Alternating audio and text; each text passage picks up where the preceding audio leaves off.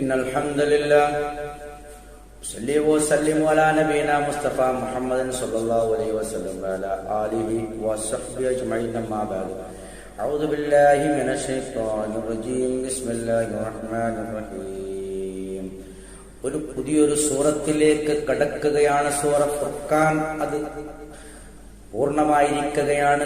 അടുത്ത സൂറത്ത് അൽ ശുഅറാ, അതായത് കവികൾ എന്ന് പറഞ്ഞാൽ അന്ന് മുസ്ലിമീങ്ങളെ മുഅ്മിനീങ്ങളെ ഇസ്ലാം ദീനിനെ ആക്ഷേപിച്ചുകൊണ്ട് ആക്ഷേപ കവിതകൾ രചിക്കുകയും അത് ആ താഴ്വരയിൽ കൂടി ഇത്തരം മോശപ്പെട്ട കവിതകൾ ആലപിച്ചുകൊണ്ട് നടന്ന ആ കവികളെ ആക്ഷേപിച്ചുകൊണ്ടുള്ള വചനങ്ങൾ ഈ സൂറത്തിന്റെ അവസാന ഭാഗത്തും.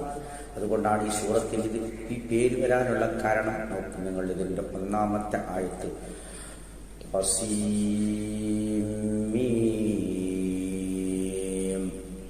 ഈ വചനങ്ങളുടെ അർത്ഥം നമുക്കറിയില്ല. അള്ളാഹുവിന് മാത്രമേ ഇതിന്റെ ഉദ്ദേശങ്ങൾ അറിയുള്ളൂ. ഇത്തരം കേവലാക്ഷരങ്ങൾ പല സൂറത്തിന്റെയും ആദ്യ ഭാഗത്ത് നമുക്ക് ദർശിക്കാൻ കഴിയും. പലപ്പോഴും അത് വിശദീകരിച്ചതാണ്.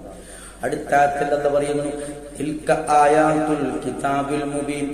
തിൽക അവകൾ ആയാത്തുൽ കിതാബിൽ മുബീൻ, സുവ്യക്തമായ ആ വേദഗ്രന്ഥത്തിലെ വചനങ്ങളാകുന്നു അവയൊക്കെ എന്നാണ്. കാരണം അല്ലാഹു സുബ്ഹാനഹു വ തആല ഈ വേദഗ്രന്ഥമാകുന്ന വിശുദ്ധ ഖുർആനിന്റെ ഒരുപാട് വചനങ്ങൾ അവതരിപ്പിച്ചിട്ടുണ്ട് മനുഷ്യർക്ക് സന്മാർഗമായി എന്നാണ് ആ പറഞ്ഞതിന്റെ പൊരുൾ.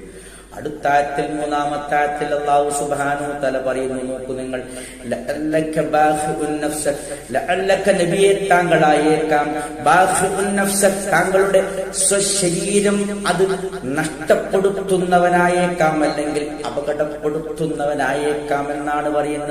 കാരണം എന്താണ്? അല്ലാ യകൂനു മുഅ്മിനീൻ, അവർ വിശ്വാസികളാകാത്തതിനാൽ.